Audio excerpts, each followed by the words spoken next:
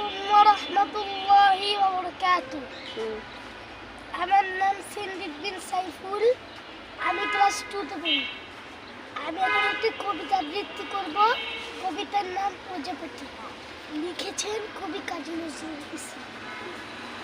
প্রজাপতি প্রজাপতি কোথায় পেলে ভাই এমন রঙিন পাখা, টুকটুকে লাল নীল ঝিলিমিলি আঁকা বাঁকা, তুমি ফুল তুলে বনফুলে মধু খাও, মোর বন্ধু হয়ে সেই মধু দাও মধু দাও, দাও বাখা দাও সোনারি লুপালি পরাগ মাখা, কোথায় পেলে ভাই এমন রঙিন পাখা।